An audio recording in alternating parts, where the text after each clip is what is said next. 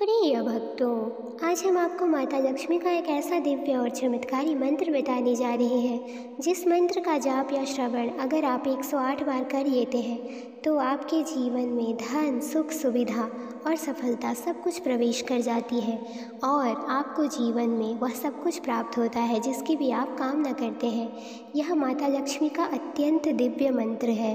इस मंत्र में ऐसी ब्रह्मांडीय शक्तियाँ हैं जो आपके जीवन में नकारात्मक ऊर्जा को दूर करके सकारात्मकता और सफलता लाती है।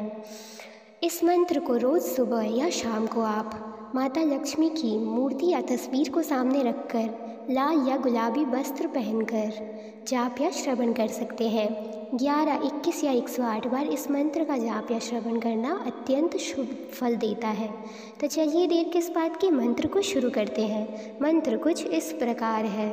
नमस्तेस्तु महामाये श्रीपीठे सुरपूजिते शंखचक्र गदाहस्ते महालक्ष्मी नमोस्तुते। नमस्तेस्तु महामाये श्रीपीठे सुरपूजिते शंखचक्र गदाहस्ते महालक्ष्मी नमोस्तुते। नमस्तेस्तु महामाये श्रीपीठे सुरपूजिते शंखचक्र गदाहस्ते महालक्ष्मी नमोस्तुते। नमस्तेस्तु महामाये श्रीपीठे सुरपूजिते शंखचक्र गदाहस्ते महालक्ष्मी नमोस्तुते। नमस्तेस्तु महामाये श्रीपीठे सुरपूजिते शंखचक्र गदाहस्ते महालक्ष्मी नमोस्तुते। नमस्तेस्तु महामाये श्रीपीठे सुरपूजिते शंखचक्र गदाहस्ते महालक्ष्मी नमोस्तुते। नमस्तेस्तु महामाये श्रीपीठे सुरपूजिते शंखचक्र गदाहस्ते महालक्ष्मी नमोस्तुते। नमस्तेस्तु महामाये श्रीपीठे सुरपूजिते शंखचक्र गदाहस्ते महालक्ष्मी नमोस्तुते। नमस्तेस्तु महामाये श्रीपीठे सुरपूजिते शंखचक्र गदाहस्ते महालक्ष्मी नमोस्तुते।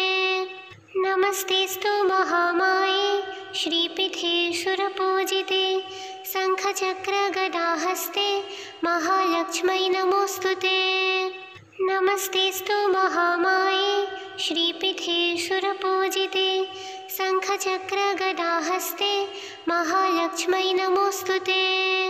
नमस्तेस्तु महामाये श्रीपीठे सुरपूजिते शंखचक्र गदाहस्ते महालक्ष्मी नमोस्तुते। नमस्तेस्तु महामाये श्रीपीठे सुरपूजिते शंखचक्र गदाहस्ते महालक्ष्मी नमोस्तुते। नमस्तेस्तु महामाये श्रीपीठे सुरपूजिते शंखचक्र गदाहस्ते महालक्ष्मी नमोस्तुते। नमस्तेस्तु महामाये श्रीपीठे सुरपूजिते शंखचक्र गदाहस्ते महालक्ष्मी नमोस्तुते। नमस्तेस्तु महामाये श्रीपीठे सुरपूजिते शंखचक्र गदाहस्ते महालक्ष्मी नमोस्तुते। नमस्तेस्तु महामाये श्रीपीठे सुरपूजिते शंखचक्र गदाहस्ते महालक्ष्मी नमोस्तुते। नमस्तेस्तु महामाये श्रीपीठे सुरपूजिते शंखचक्र गदाहस्ते महालक्ष्मी नमोस्तुते। नमस्तेस्तु महामाये श्रीपीठे सुरपूजिते शंखचक्र गदाहस्ते महालक्ष्मी नमोस्तुते। नमस्तेस्तु महामाये श्रीपीठे सुरपूजिते शंखचक्र गदाहस्ते महालक्ष्मी नमोस्तुते। नमस्तेस्तु महामाये श्रीपीठे सुरपूजिते शंखचक्र गदाहस्ते महालक्ष्मी नमोस्तुते। नमस्तेस्तु महामाये श्रीपीठे सुरपूजिते शंखचक्र गदाहस्ते महालक्ष्मी नमोस्तुते। नमस्तेस्तु महामाये श्रीपीठे सुरपूजिते शङ्खचक्रगदाहस्ते महालक्ष्मै नमोऽस्तुते। नमस्तेस्तु महामाये श्रीपीठे सुरपूजिते शङ्खचक्रगदाहस्ते महालक्ष्मै नमोऽस्तुते। नमस्तेस्तु महामाये श्रीपीठे सुरपूजिते शङ्खचक्रगदाहस्ते महालक्ष्मै नमोऽस्तुते।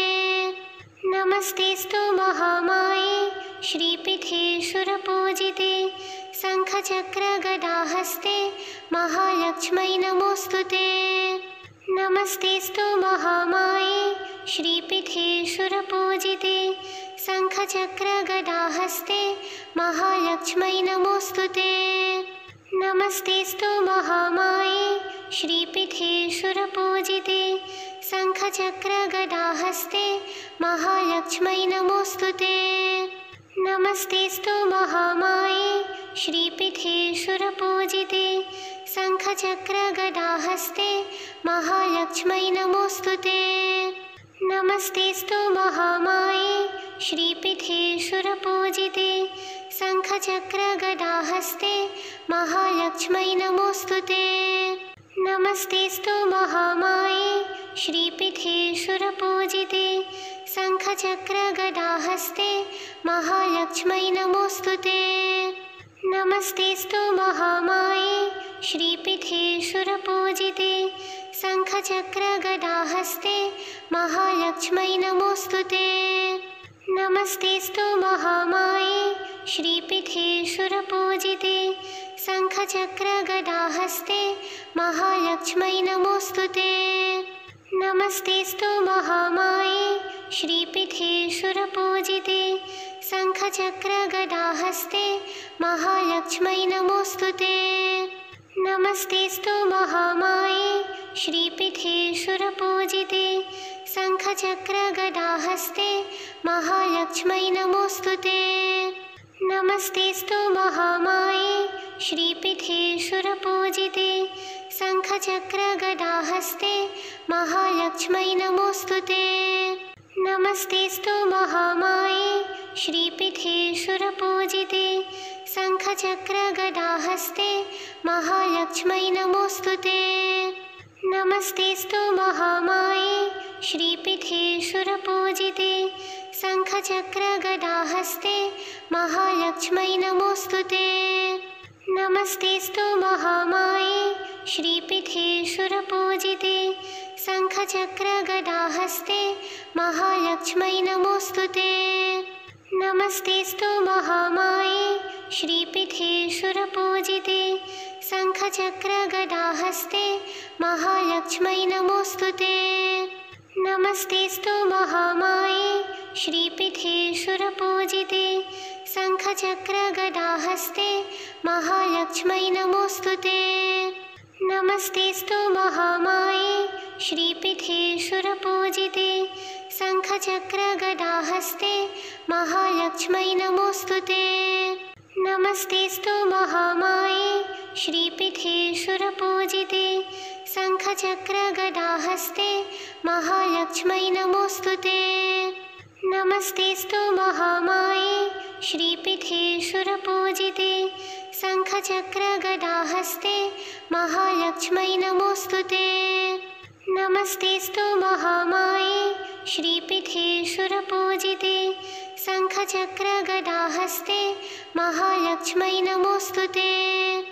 नमस्तेस्तु महामाये श्रीपीठे सुरपूजिते शङ्खचक्रगदाहस्ते महालक्ष्मै नमोऽस्तुते। नमस्तेस्तु महामाये श्रीपीठे सुरपूजिते शङ्खचक्रगदाहस्ते महालक्ष्मै नमोऽस्तुते। नमस्तेस्तु महामाये श्रीपीठे सुरपूजिते शङ्खचक्रगदाहस्ते महालक्ष्मै नमोऽस्तुते। नमस्तेस्तु महामाये श्रीपीठे सुरपूजिते शङ्खचक्रगदाहस्ते महालक्ष्मै नमोऽस्तुते। नमस्तेस्तु महामाये श्रीपीठे सुरपूजिते शङ्खचक्रगदाहस्ते महालक्ष्मै नमोऽस्तु ते। नमस्तेऽस्तु महामाये श्रीपीठे सुरपूजिते शङ्खचक्रगदाहस्ते महालक्ष्मै नमोऽस्तु ते। नमस्तेऽस्तु महामाये श्रीपीठे सुरपूजिते शङ्खचक्रगदाहस्ते महालक्ष्मै नमोऽस्तु ते। नमस्तेऽस्तु महामाये श्रीपीठे सुरपूजिते शङ्खचक्रगदाहस्ते महालक्ष्मै नमोऽस्तु ते।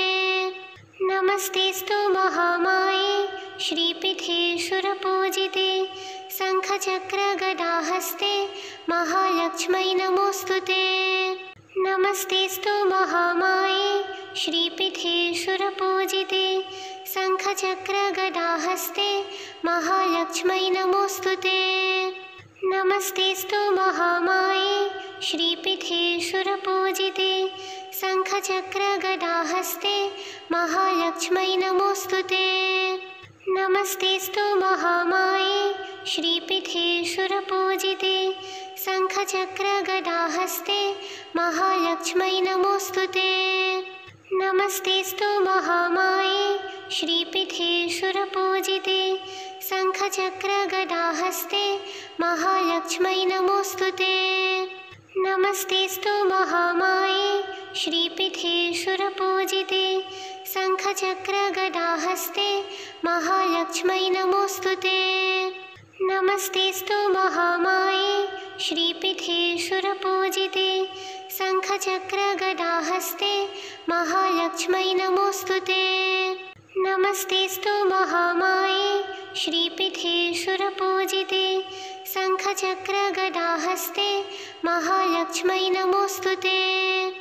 नमस्तेऽस्तु महामाये श्रीपीठे सुरपूजिते शङ्खचक्रगदाहस्ते महालक्ष्मै नमोऽस्तु ते। नमस्तेऽस्तु महामाये श्रीपीठे सुरपूजिते शङ्खचक्रगदाहस्ते महालक्ष्मै नमोऽस्तु ते। नमस्तेऽस्तु महामाये श्रीपीठे सुरपूजिते शङ्खचक्रगदाहस्ते महालक्ष्मै नमोऽस्तु ते। नमस्तेऽस्तु महामाये श्रीपीठे सुरपूजिते शङ्खचक्रगदाहस्ते महालक्ष्मै नमोऽस्तु ते। नमस्तेऽस्तु महामाये श्रीपीठे सुरपूजिते शङ्खचक्रगदाहस्ते महालक्ष्मै नमोऽस्तु ते। नमस्तेऽस्तु महामाये श्रीपीठे सुरपूजिते शङ्खचक्रगदाहस्ते महालक्ष्मै नमोऽस्तु ते। नमस्तेऽस्तु महामाये श्रीपीठे सुरपूजिते शङ्खचक्रगदाहस्ते महालक्ष्मै नमोऽस्तु ते। नमस्तेऽस्तु महामाये श्रीपीठे सुरपूजिते शङ्खचक्रगदाहस्ते महालक्ष्मै नमोऽस्तु ते। नमस्तेऽस्तु महामाये श्रीपीठे सुरपूजिते शङ्खचक्रगदाहस्ते महालक्ष्मै नमोऽस्तु ते। नमस्तेऽस्तु महामाये श्रीपीठे सुरपूजिते शङ्खचक्रगदाहस्ते महालक्ष्मै नमोऽस्तु ते। नमस्तेऽस्तु महामाये श्रीपीठे सुरपूजिते शङ्खचक्रगदाहस्ते महालक्ष्मै नमोऽस्तु ते। नमस्तेऽस्तु महामाये श्रीपीठे सुरपूजिते शङ्खचक्रगदाहस्ते महालक्ष्मै नमोऽस्तु ते। नमस्तेऽस्तु महामाये श्रीपीठे सुरपूजिते शङ्खचक्रगदाहस्ते महालक्ष्मै नमोऽस्तु ते। नमस्तेऽस्तु महामाये श्रीपीठे सुरपूजिते शङ्खचक्रगदाहस्ते महालक्ष्मै नमोऽस्तु ते। नमस्तेऽस्तु महामाये श्रीपीठे सुरपूजिते शङ्खचक्रगदाहस्ते महालक्ष्मै नमोऽस्तु ते। नमस्तेऽस्तु महामाये श्रीपीठे सुरपूजिते शङ्खचक्रगदाहस्ते महालक्ष्मै नमोऽस्तु ते। नमस्तेऽस्तु महामाये श्रीपीठे सुरपूजिते शङ्खचक्रगदाहस्ते महालक्ष्मै नमोऽस्तु ते। नमस्तेऽस्तु महामाये श्रीपीठे सुरपूजिते शङ्खचक्रगदाहस्ते महालक्ष्मै नमोऽस्तु ते। नमस्तेऽस्तु महामाये श्रीपीठे सुरपूजिते शङ्खचक्रगदाहस्ते महालक्ष्मै नमोऽस्तु ते। नमस्तेऽस्तु महामाये श्रीपीठे सुरपूजिते शङ्खचक्रगदाहस्ते महालक्ष्मै नमोऽस्तु ते। नमस्तेऽस्तु महामाये श्रीपीठे सुरपूजिते शङ्खचक्रगदाहस्ते महालक्ष्मै नमोऽस्तु ते। नमस्तेऽस्तु महामाये श्रीपीठे सुरपूजिते शङ्खचक्रगदाहस्ते महालक्ष्मै नमोऽस्तु ते। नमस्तेऽस्तु महामाये श्रीपीठे सुरपूजिते शङ्खचक्रगदाहस्ते महालक्ष्मै नमोऽस्तु ते। नमस्तेऽस्तु महामाये श्रीपीठे सुरपूजिते शङ्खचक्रगदाहस्ते महालक्ष्मै नमोऽस्तु ते। नमस्तेऽस्तु महामाये श्रीपीठे सुरपूजिते शङ्खचक्रगदाहस्ते महालक्ष्मै नमोऽस्तु ते। नमस्तेऽस्तु महामाये श्रीपीठे सुरपूजिते शङ्खचक्रगदाहस्ते महालक्ष्मै नमोऽस्तु ते। नमस्तेऽस्तु महामाये श्रीपीठे सुरपूजिते शङ्खचक्रगदाहस्ते महालक्ष्मै नमोऽस्तु ते। नमस्तेऽस्तु महामाये श्रीपीठे सुरपूजिते शङ्खचक्रगदाहस्ते महालक्ष्मै नमोऽस्तु ते। नमस्तेऽस्तु महामाये श्रीपीठे सुरपूजिते शङ्खचक्रगदाहस्ते महालक्ष्मै नमोऽस्तु ते। नमस्तेऽस्तु महामाये श्रीपीठे सुरपूजिते शङ्खचक्रगदाहस्ते महालक्ष्मै नमोऽस्तु ते। नमस्तेऽस्तु महामाये श्रीपीठे सुरपूजिते शङ्खचक्रगदाहस्ते महालक्ष्मै नमोऽस्तु ते। नमस्तेऽस्तु महामाये श्रीपीठे सुरपूजिते शङ्खचक्रगदाहस्ते महालक्ष्मै नमोऽस्तु ते। नमस्तेऽस्तु महामाये श्रीपीठे सुरपूजिते शङ्खचक्रगदाहस्ते महालक्ष्मै नमोऽस्तु ते। नमस्तेऽस्तु महामाये श्रीपीठे सुरपूजिते शङ्खचक्रगदाहस्ते महालक्ष्मै नमोऽस्तु ते। नमस्तेऽस्तु महामाये श्रीपीठे सुरपूजिते शङ्खचक्रगदाहस्ते महालक्ष्मै नमोऽस्तु ते। नमस्तेऽस्तु महामाये श्रीपीठे सुरपूजिते शङ्खचक्रगदाहस्ते महालक्ष्मै नमोऽस्तु ते। नमस्तेऽस्तु महामाये श्रीपीठे सुरपूजिते शङ्खचक्रगदाहस्ते महालक्ष्मै नमोऽस्तु ते। नमस्तेऽस्तु महामाये श्रीपीठे सुरपूजिते शङ्खचक्रगदाहस्ते महालक्ष्मै नमोऽस्तु ते।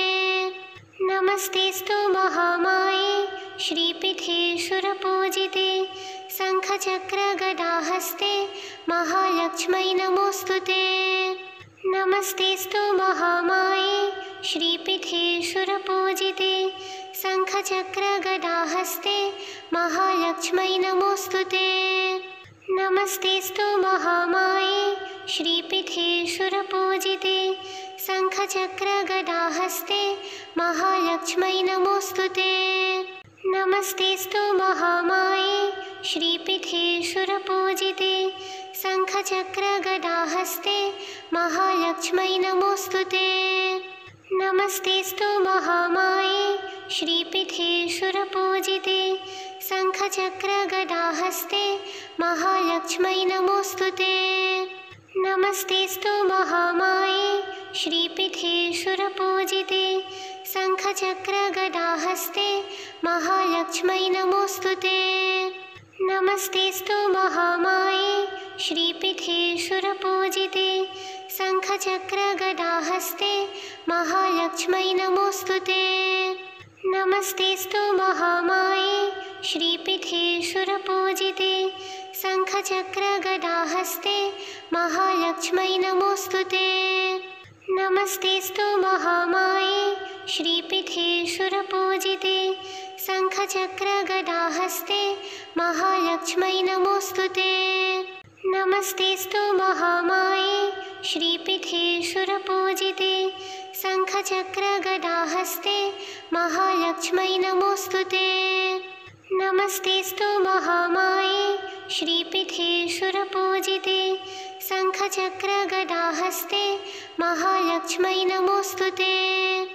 नमस्तेऽस्तु महामाये श्रीपीठे सुरपूजिते शङ्खचक्रगदाहस्ते महालक्ष्मै नमोऽस्तुते।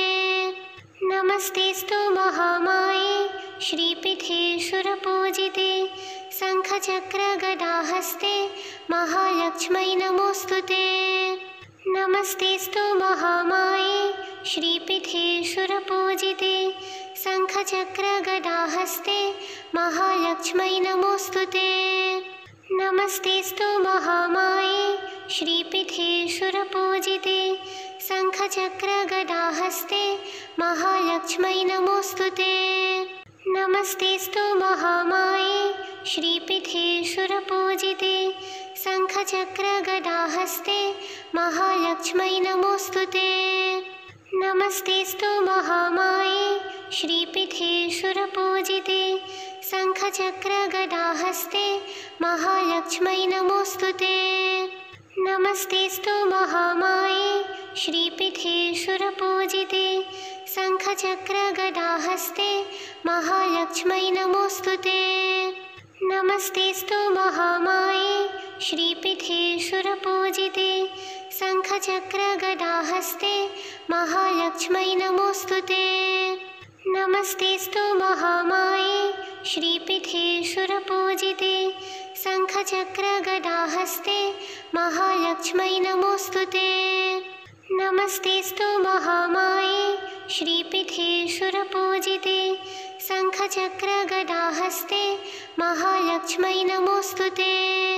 नमस्तेऽस्तु महामाये श्रीपीठे सुरपूजिते शङ्खचक्रगदाहस्ते महालक्ष्मै नमोऽस्तुते। नमस्तेऽस्तु महामाये श्रीपीठे सुरपूजिते शङ्खचक्रगदाहस्ते महालक्ष्मै नमोऽस्तुते। नमस्तेऽस्तु महामाये श्रीपीठे सुरपूजिते शङ्खचक्रगदाहस्ते महालक्ष्मै नमोऽस्तुते। नमस्तेऽस्तु महामाये श्रीपीठे सुरपूजिते शङ्खचक्रगदाहस्ते महालक्ष्मै नमोऽस्तुते। नमस्तेऽस्तु महामाये श्रीपीठे सुरपूजिते शङ्खचक्रगदाहस्ते महालक्ष्मै नमोऽस्तुते। नमस्तेऽस्तु महामाये श्रीपीठे सुरपूजिते शङ्खचक्रगदाहस्ते महालक्ष्मै नमोऽस्तुते। नमस्तेऽस्तु महामाये श्रीपीठे सुरपूजिते शङ्खचक्रगदाहस्ते महालक्ष्मै नमोऽस्तुते। नमस्तेऽस्तु महामाये श्रीपीठे सुरपूजिते शङ्खचक्रगदाहस्ते महालक्ष्मै नमोऽस्तुते। नमस्तेऽस्तु महामाये श्रीपीठे सुरपूजिते शङ्खचक्रगदाहस्ते महालक्ष्मै नमोऽस्तुते। नमस्तेऽस्तु महामाये श्रीपीठे सुरपूजिते शङ्खचक्रगदाहस्ते महालक्ष्मै नमोऽस्तुते। नमस्तेऽस्तु महामाये श्रीपीठे सुरपूजिते शङ्खचक्रगदाहस्ते महालक्ष्मै नमोऽस्तुते। नमस्तेऽस्तु महामाये श्रीपीठे सुरपूजिते शङ्खचक्रगदाहस्ते महालक्ष्मै नमोऽस्तुते। नमस्तेऽस्तु महामाये श्रीपीठे सुरपूजिते शङ्खचक्रगदाहस्ते महालक्ष्मै नमोऽस्तु ते। नमस्तेऽस्तु महामाये श्रीपीठे सुरपूजिते शङ्खचक्रगदाहस्ते महालक्ष्मै नमोऽस्तु ते। नमस्तेऽस्तु महामाये श्रीपीठे सुरपूजिते शङ्खचक्रगदाहस्ते महालक्ष्मै नमोऽस्तु ते। नमस्तेऽस्तु महामाये श्रीपीठे सुरपूजिते शङ्खचक्रगदाहस्ते महालक्ष्मै नमोऽस्तु ते। नमस्तेऽस्तु महामाये श्रीपीठे सुरपूजिते शङ्खचक्रगदाहस्ते महालक्ष्मै नमोऽस्तु ते। नमस्तेऽस्तु महामाये श्रीपीठे सुरपूजिते शङ्खचक्रगदाहस्ते महालक्ष्मै नमोऽस्तु ते। नमस्तेऽस्तु महामाये श्रीपीठे सुरपूजिते शङ्खचक्रगदाहस्ते महालक्ष्मै नमोऽस्तु ते। नमस्तेऽस्तु महामाये श्रीपीठे सुरपूजिते शङ्खचक्रगदाहस्ते महालक्ष्मै नमोऽस्तु ते। नमस्तेऽस्तु महामाये श्रीपीठे सुरपूजिते शङ्खचक्रगदाहस्ते महालक्ष्मै नमोऽस्तु ते। नमस्तेऽस्तु महामाये श्रीपीठे सुरपूजिते शङ्खचक्रगदाहस्ते महालक्ष्मै नमोऽस्तु ते। नमस्तेऽस्तु महामाये श्रीपीठे सुरपूजिते शङ्खचक्रगदाहस्ते महालक्ष्मै नमोऽस्तु ते।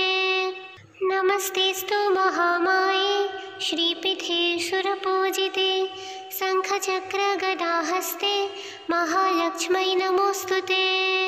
नमस्तेऽस्तु महामाये श्रीपीठे सुरपूजिते शङ्खचक्रगदाहस्ते महालक्ष्मै नमोऽस्तु ते। नमस्तेऽस्तु महामाये श्रीपीठे सुरपूजिते शङ्खचक्रगदाहस्ते महालक्ष्मै नमोऽस्तु ते। नमस्तेऽस्तु महामाये श्रीपीठे सुरपूजिते शङ्खचक्रगदाहस्ते महालक्ष्मै नमोऽस्तु ते। नमस्तेऽस्तु महामाये श्रीपीठे सुरपूजिते शङ्खचक्रगदाहस्ते महालक्ष्मै नमोऽस्तु ते। नमस्तेऽस्तु महामाये श्रीपीठे सुरपूजिते शङ्खचक्रगदाहस्ते महालक्ष्मै नमोऽस्तु ते। नमस्तेऽस्तु महामाये श्रीपीठे सुरपूजिते शङ्खचक्रगदाहस्ते महालक्ष्मै नमोऽस्तु ते। नमस्तेऽस्तु महामाये श्रीपीठे सुरपूजिते शङ्खचक्रगदाहस्ते महालक्ष्मै नमोऽस्तु ते। नमस्तेऽस्तु महामाये श्रीपीठे सुरपूजिते शङ्खचक्रगदाहस्ते महालक्ष्मै नमोऽस्तु ते। नमस्तेऽस्तु महामाये श्रीपीठे सुरपूजिते शङ्खचक्रगदाहस्ते महालक्ष्मै नमोऽस्तु ते। नमस्तेऽस्तु महामाये श्रीपीठे सुरपूजिते शङ्खचक्रगदाहस्ते महालक्ष्मै नमोऽस्तु ते। नमस्तेऽस्तु महामाये श्रीपीठे सुरपूजिते शङ्खचक्रगदाहस्ते महालक्ष्मै नमोऽस्तु ते। नमस्तेऽस्तु महामाये श्रीपीठे सुरपूजिते शङ्खचक्रगदाहस्ते महालक्ष्मै नमोऽस्तु ते। नमस्तेऽस्तु महामाये श्रीपीठे सुरपूजिते शङ्खचक्रगदाहस्ते महालक्ष्मै नमोऽस्तु ते। नमस्तेऽस्तु महामाये श्रीपीठे सुरपूजिते शङ्खचक्रगदाहस्ते महालक्ष्मै नमोऽस्तु ते। नमस्तेऽस्तु महामाये श्रीपीठे सुरपूजिते शङ्खचक्रगदाहस्ते महालक्ष्मै नमोऽस्तु ते। नमस्तेऽस्तु महामाये श्रीपीठे सुरपूजिते शङ्खचक्रगदाहस्ते महालक्ष्मै नमोऽस्तुते। नमस्तेऽस्तु महामाये श्रीपीठे सुरपूजिते शङ्खचक्रगदाहस्ते महालक्ष्मै नमोऽस्तुते। नमस्तेऽस्तु महामाये श्रीपीठे सुरपूजिते शङ्खचक्रगदाहस्ते महालक्ष्मै नमोऽस्तुते। नमस्तेऽस्तु महामाये श्रीपीठे सुरपूजिते शङ्खचक्रगदाहस्ते महालक्ष्मै नमोऽस्तुते। नमस्तेऽस्तु महामाये श्रीपीठे सुरपूजिते शङ्खचक्रगदाहस्ते महालक्ष्मै नमोऽस्तुते। नमस्तेऽस्तु महामाये श्रीपीठे सुरपूजिते शङ्खचक्रगदाहस्ते महालक्ष्मै नमोऽस्तुते। नमस्तेऽस्तु महामाये श्रीपीठे सुरपूजिते शङ्खचक्रगदाहस्ते महालक्ष्मै नमोऽस्तुते। नमस्तेऽस्तु महामाये श्रीपीठे सुरपूजिते शङ्खचक्रगदाहस्ते महालक्ष्मै नमोऽस्तुते। नमस्तेऽस्तु महामाये श्रीपीठे सुरपूजिते शङ्खचक्रगदाहस्ते महालक्ष्मै नमोऽस्तुते। नमस्तेऽस्तु महामाये श्रीपीठे सुरपूजिते शङ्खचक्रगदाहस्ते महालक्ष्मै नमोऽस्तुते। नमस्तेऽस्तु महामाये श्रीपीठे सुरपूजिते शङ्खचक्रगदाहस्ते महालक्ष्मै नमोऽस्तुते।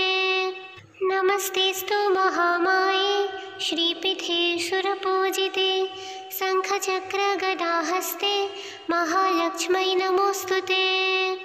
नमस्तेऽस्तु महामाये श्रीपीठे सुरपूजिते शङ्खचक्रगदाहस्ते महालक्ष्मै नमोऽस्तुते। नमस्तेऽस्तु महामाये श्रीपीठे सुरपूजिते शङ्खचक्रगदाहस्ते महालक्ष्मै नमोऽस्तुते। नमस्तेऽस्तु महामाये श्रीपीठे सुरपूजिते शङ्खचक्रगदाहस्ते महालक्ष्मै नमोऽस्तुते। नमस्तेऽस्तु महामाये श्रीपीठे सुरपूजिते शङ्खचक्रगदाहस्ते महालक्ष्मै नमोऽस्तुते। नमस्तेऽस्तु महामाये श्रीपीठे सुरपूजिते शङ्खचक्रगदाहस्ते महालक्ष्मै नमोऽस्तुते। नमस्तेऽस्तु महामाये श्रीपीठे सुरपूजिते शङ्खचक्रगदाहस्ते महालक्ष्मै नमोऽस्तुते। नमस्तेऽस्तु महामाये श्रीपीठे सुरपूजिते शङ्खचक्रगदाहस्ते महालक्ष्मै नमोऽस्तुते। नमस्तेऽस्तु महामाये श्रीपीठे सुरपूजिते शङ्खचक्रगदाहस्ते महालक्ष्मै नमोऽस्तुते। नमस्तेऽस्तु महामाये श्रीपीठे सुरपूजिते शङ्खचक्रगदाहस्ते महालक्ष्मै नमोऽस्तुते। नमस्तेऽस्तु महामाये श्रीपीठे सुरपूजिते शङ्खचक्रगदाहस्ते महालक्ष्मै नमोऽस्तुते। नमस्तेऽस्तु महामाये श्रीपीठे सुरपूजिते शङ्खचक्रगदाहस्ते महालक्ष्मै नमोऽस्तुते। नमस्तेऽस्तु महामाये श्रीपीठे सुरपूजिते शङ्खचक्रगदाहस्ते महालक्ष्मै नमोऽस्तुते। नमस्तेऽस्तु महामाये श्रीपीठे सुरपूजिते शङ्खचक्रगदाहस्ते महालक्ष्मै नमोऽस्तुते। नमस्तेऽस्तु महामाये श्रीपीठे सुरपूजिते शङ्खचक्रगदाहस्ते महालक्ष्मै नमोऽस्तुते। नमस्तेऽस्तु महामाये श्रीपीठे सुरपूजिते शङ्खचक्रगदाहस्ते महालक्ष्मै नमोऽस्तुते। नमस्तेऽस्तु महामाये श्रीपीठे सुरपूजिते शङ्खचक्रगदाहस्ते महालक्ष्मै नमोऽस्तुते। नमस्तेऽस्तु महामाये श्रीपीठे सुरपूजिते शङ्खचक्रगदाहस्ते महालक्ष्मै नमोऽस्तु ते। नमस्तेऽस्तु महामाये श्रीपीठे सुरपूजिते शङ्खचक्रगदाहस्ते महालक्ष्मै नमोऽस्तु ते। नमस्तेऽस्तु महामाये श्रीपीठे सुरपूजिते शङ्खचक्रगदाहस्ते महालक्ष्मै नमोऽस्तु ते। नमस्तेऽस्तु महामाये श्रीपीठे सुरपूजिते शङ्खचक्रगदाहस्ते महालक्ष्मै नमोऽस्तु ते। नमस्तेऽस्तु महामाये श्रीपीठे सुरपूजिते शङ्खचक्रगदाहस्ते महालक्ष्मै नमोऽस्तु ते। नमस्तेऽस्तु महामाये श्रीपीठे सुरपूजिते शङ्खचक्रगदाहस्ते महालक्ष्मै नमोऽस्तु ते। नमस्तेऽस्तु महामाये श्रीपीठे सुरपूजिते शङ्खचक्रगदाहस्ते महालक्ष्मै नमोऽस्तु ते। नमस्तेऽस्तु महामाये श्रीपीठे सुरपूजिते शङ्खचक्रगदाहस्ते महालक्ष्मै नमोऽस्तु ते। नमस्तेऽस्तु महामाये श्रीपीठे सुरपूजिते शङ्खचक्रगदाहस्ते महालक्ष्मै नमोऽस्तु ते। नमस्तेऽस्तु महामाये श्रीपीठे सुरपूजिते शङ्खचक्रगदाहस्ते महालक्ष्मै नमोऽस्तु ते। नमस्तेऽस्तु महामाये श्रीपीठे सुरपूजिते शङ्खचक्रगदाहस्ते महालक्ष्मै नमोऽस्तु ते। नमस्तेऽस्तु महामाये श्रीपीठे सुरपूजिते शङ्खचक्रगदाहस्ते महालक्ष्मै नमोऽस्तु ते। नमस्तेऽस्तु महामाये श्रीपीठे सुरपूजिते शङ्खचक्रगदाहस्ते महालक्ष्मै नमोऽस्तु ते। नमस्तेऽस्तु महामाये श्रीपीठे सुरपूजिते शङ्खचक्रगदाहस्ते महालक्ष्मै नमोऽस्तु ते। नमस्तेऽस्तु महामाये श्रीपीठे सुरपूजिते शङ्खचक्रगदाहस्ते महालक्ष्मै नमोऽस्तु ते। नमस्तेऽस्तु महामाये श्रीपीठे सुरपूजिते शङ्खचक्रगदाहस्ते महालक्ष्मै नमोऽस्तु ते। नमस्तेऽस्तु महामाये श्रीपीठे सुरपूजिते शङ्खचक्रगदाहस्ते महालक्ष्मै नमोऽस्तु ते। नमस्तेऽस्तु महामाये श्रीपीठे सुरपूजिते शङ्खचक्रगदाहस्ते महालक्ष्मै नमोऽस्तु ते। नमस्तेऽस्तु महामाये श्रीपीठे सुरपूजिते शङ्खचक्रगदाहस्ते महालक्ष्मै नमोऽस्तु ते। नमस्तेऽस्तु महामाये श्रीपीठे सुरपूजिते शङ्खचक्रगदाहस्ते महालक्ष्मै नमोऽस्तु ते। नमस्तेऽस्तु महामाये श्रीपीठे सुरपूजिते शङ्खचक्रगदाहस्ते महालक्ष्मै नमोऽस्तु ते। नमस्तेऽस्तु महामाये श्रीपीठे सुरपूजिते शङ्खचक्रगदाहस्ते महालक्ष्मै नमोऽस्तु ते। नमस्तेऽस्तु महामाये श्रीपीठे सुरपूजिते शङ्खचक्रगदाहस्ते महालक्ष्मै नमोऽस्तु ते। नमस्तेऽस्तु महामाये श्रीपीठे सुरपूजिते शङ्खचक्रगदाहस्ते महालक्ष्मै नमोऽस्तु ते। नमस्तेऽस्तु महामाये श्रीपीठे सुरपूजिते शङ्खचक्रगदाहस्ते महालक्ष्मै नमोऽस्तु ते। नमस्तेऽस्तु महामाये श्रीपीठे सुरपूजिते शङ्खचक्रगदाहस्ते महालक्ष्मै नमोऽस्तु ते।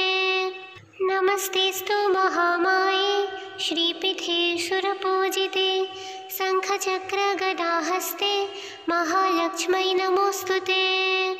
नमस्तेऽस्तु महामाये श्रीपीठे सुरपूजिते शङ्खचक्रगदाहस्ते महालक्ष्मै नमोऽस्तुते। नमस्तेऽस्तु महामाये श्रीपीठे सुरपूजिते शङ्खचक्रगदाहस्ते महालक्ष्मै नमोऽस्तुते। नमस्तेऽस्तु महामाये श्रीपीठे सुरपूजिते शङ्खचक्रगदाहस्ते महालक्ष्मै नमोऽस्तुते। नमस्तेऽस्तु महामाये श्रीपीठे सुरपूजिते शङ्खचक्रगदाहस्ते महालक्ष्मै नमोऽस्तुते। नमस्तेऽस्तु महामाये श्रीपीठे सुरपूजिते शङ्खचक्रगदाहस्ते महालक्ष्मै नमोऽस्तुते।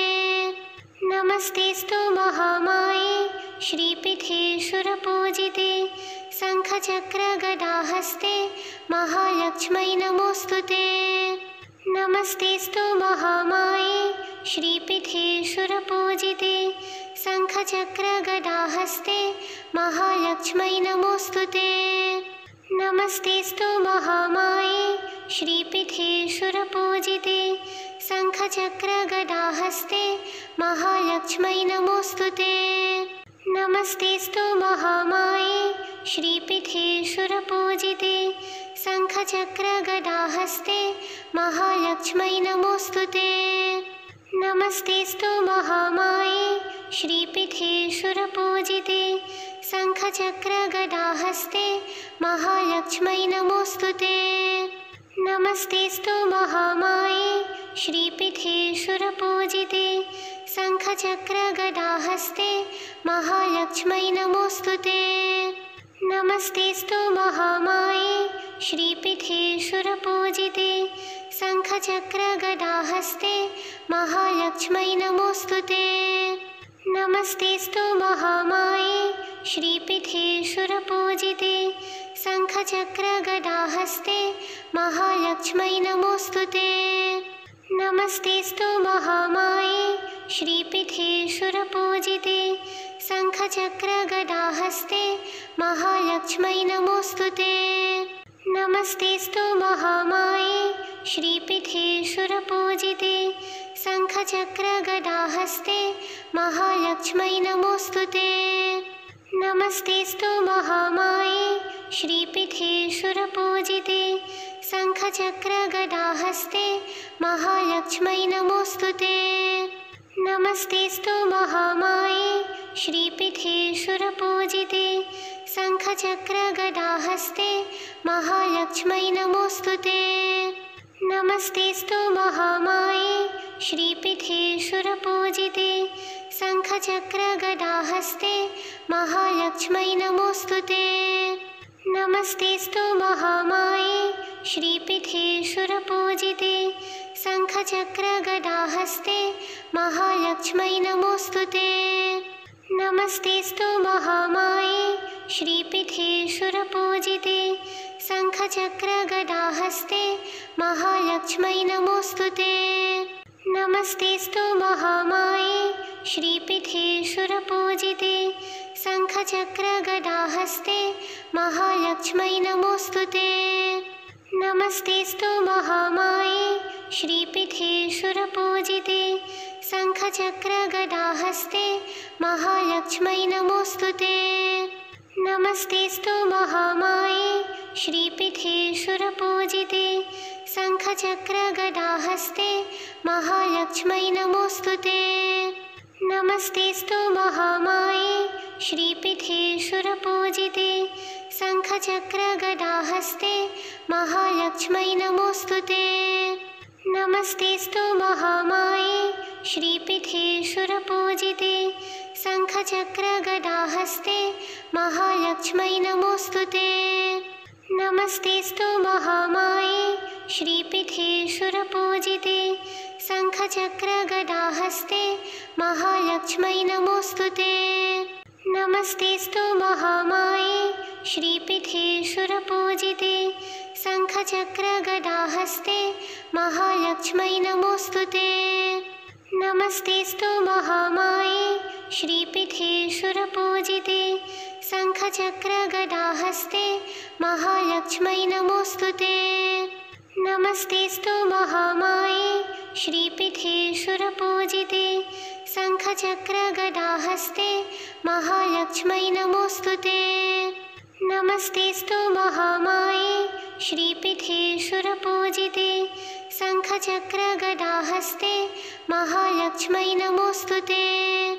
नमस्तेऽस्तु महामाये श्रीपीठे सुरपूजिते शङ्खचक्रगदाहस्ते महालक्ष्मै नमोऽस्तुते। नमस्तेऽस्तु महामाये श्रीपीठे सुरपूजिते शङ्खचक्रगदाहस्ते महालक्ष्मै नमोऽस्तुते। नमस्तेऽस्तु महामाये श्रीपीठे सुरपूजिते शङ्खचक्रगदाहस्ते महालक्ष्मै नमोऽस्तुते। नमस्तेऽस्तु महामाये श्रीपीठे सुरपूजिते शङ्खचक्रगदाहस्ते महालक्ष्मै नमोऽस्तुते। नमस्तेऽस्तु महामाये श्रीपीठे सुरपूजिते शङ्खचक्रगदाहस्ते महालक्ष्मै नमोऽस्तुते। नमस्तेऽस्तु महामाये श्रीपीठे सुरपूजिते शङ्खचक्रगदाहस्ते महालक्ष्मै नमोऽस्तुते।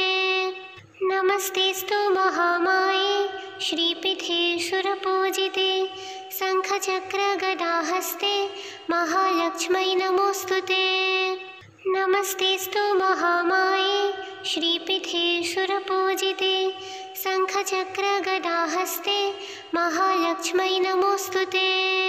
नमस्तेऽस्तु महामाये श्रीपीठे सुरपूजिते शङ्खचक्रगदाहस्ते महालक्ष्मै नमोऽस्तुते।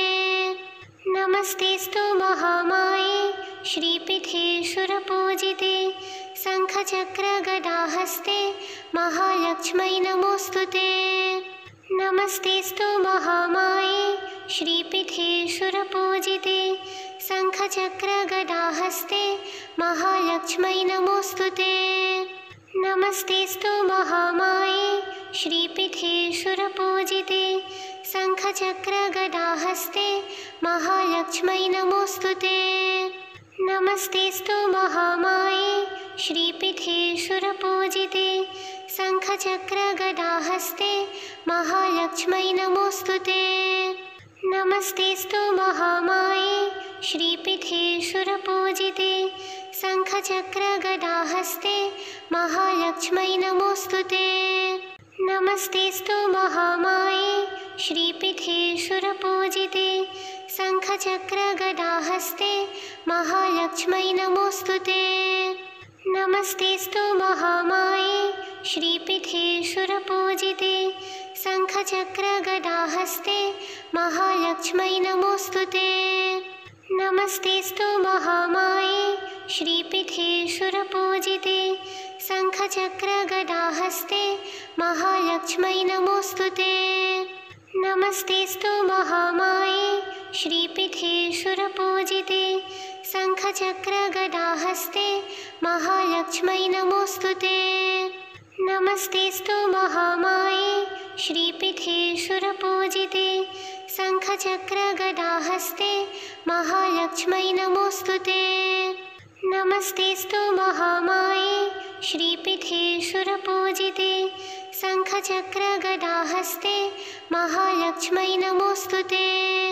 नमस्तेऽस्तु महामाये श्रीपीठे सुरपूजिते शङ्खचक्रगदाहस्ते महालक्ष्मै नमोऽस्तुते। नमस्तेऽस्तु महामाये श्रीपीठे सुरपूजिते शङ्खचक्रगदाहस्ते महालक्ष्मै नमोऽस्तुते। नमस्तेऽस्तु महामाये श्रीपीठे सुरपूजिते शङ्खचक्रगदाहस्ते महालक्ष्मै नमोऽस्तुते। नमस्तेऽस्तु महामाये श्रीपीठे सुरपूजिते शङ्खचक्रगदाहस्ते महालक्ष्मै नमोऽस्तुते। नमस्तेऽस्तु महामाये श्रीपीठे सुरपूजिते शङ्खचक्रगदाहस्ते महालक्ष्मै नमोऽस्तुते। नमस्तेऽस्तु महामाये श्रीपीठे सुरपूजिते शङ्खचक्रगदाहस्ते महालक्ष्मै नमोऽस्तु ते। नमस्तेऽस्तु महामाये श्रीपीठे सुरपूजिते शङ्खचक्रगदाहस्ते महालक्ष्मै नमोऽस्तु ते। नमस्तेऽस्तु महामाये श्रीपीठे सुरपूजिते शङ्खचक्रगदाहस्ते महालक्ष्मै नमोऽस्तु ते। नमस्तेऽस्तु महामाये श्रीपीठे सुरपूजिते शङ्खचक्रगदाहस्ते महालक्ष्मै नमोऽस्तु ते। नमस्तेऽस्तु महामाये श्रीपीठे सुरपूजिते शङ्खचक्रगदाहस्ते महालक्ष्मै नमोऽस्तु ते। नमस्तेऽस्तु महामाये श्रीपीठे सुरपूजिते शङ्खचक्रगदाहस्ते महालक्ष्मै नमोऽस्तु ते। नमस्तेऽस्तु महामाये श्रीपीठे सुरपूजिते शङ्खचक्रगदाहस्ते महालक्ष्मै नमोऽस्तु ते।